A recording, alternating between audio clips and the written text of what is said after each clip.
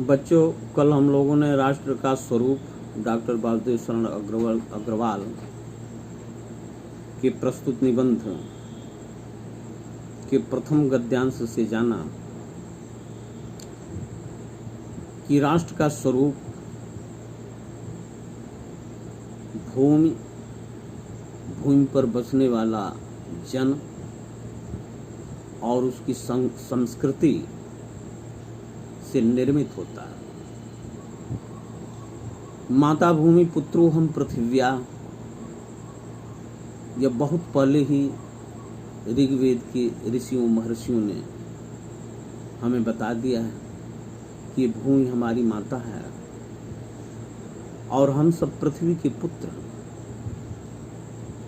पुत्र होने के नाते से जिस प्रकार हम अपनी माता का ध्यान रखते हैं, उसके स्वास्थ्य का, उसके सुख का, उसके विकास का, उसकी उन्नति का, इसी प्रकार हम सबका भी दायित्व है कि अपनी पृथ्वी माता की पर्यावरणीय सुरक्षा पर ध्यान रखें। तभी राष्ट्रीयता की जड़ें मजबूत होंगी और हमें अपने भूमि, अपनी धरती माता का आद्योपांत आदि से लेकर अंत तक, यानी भौगोलिक ज्ञान, खगोलीय ज्ञान, खनिज तत्वों का ज्ञान, नदियों का ज्ञान, हर प्रकार का ज्ञान प्राप्त करना और धरती को और अधिक सुंदर बनाए रखना, उसकी उपयोगिता और महिमा को पहचानना हम सबका आवश्यक धर्म है। डॉक्टर वासुदेव शरण अग्रवाल जी कहते हैं, इस कर्तव्य की पूर्ति सैकड़ों हजारों प्रकार से होनी चाहिए। पृथ्वी से जिस वस्तु का संबंध है, चाहे वह छोटी हो या बड़ी, उसका कुशल प्रश्न पूछने के लिए हमें कमर कसनी चाहिए। सैकड़ों हजारों प्रकार से हमें अपने पृथ्वी का ध्यान रखना चाहिए और पृथ्वी के प्रति हमारे जो कर्तव्य हैं उसका निर्धारण करना चाहिए, उसको करना चाहिए।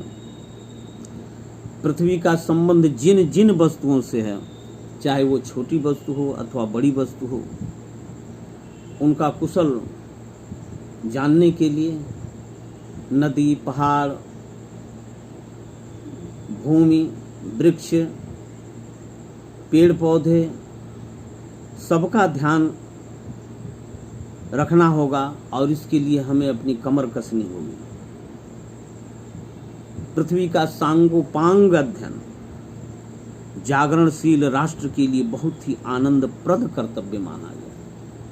पृथ्वी का भूगर्भ से लेकर अंतरिक्ष तक और पृथ्वी तक में हर प्रकार के विषय में, हर विषय में ज्ञान हमें प्राप्त करना चाहिए। यह हमारा आनंद प्रदान करने वाला आवश्यक कर्तव्य है।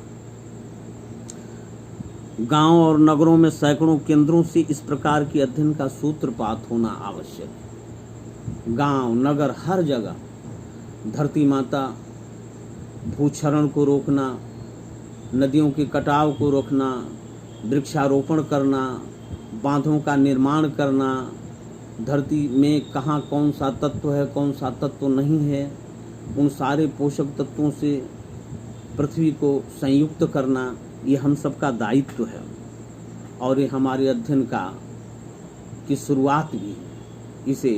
ये परम आवश्यक है, हमें इसे करना चाहिए। उदाहरण के लिए पृथ्वी की उपजाऊ शक्ति को बढ़ाने वाले मेघ जो प्रतिवर्ष समय पर आकर अपने अमृत जल से इसे सींचते हैं, हमारे अध्ययन की परिधि के अंतर्गत आने चाहिए।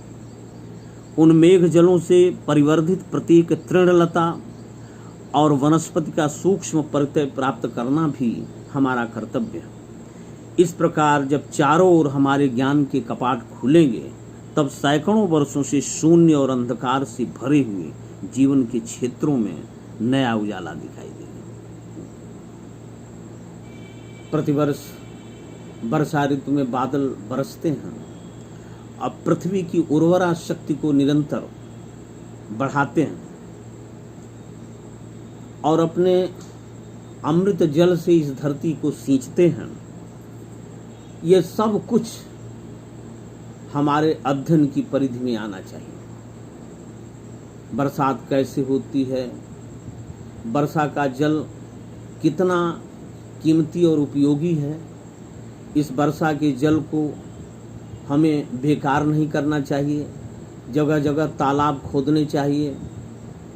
इन तालाबों में बरसात के पानी का संचय करना चाहिए।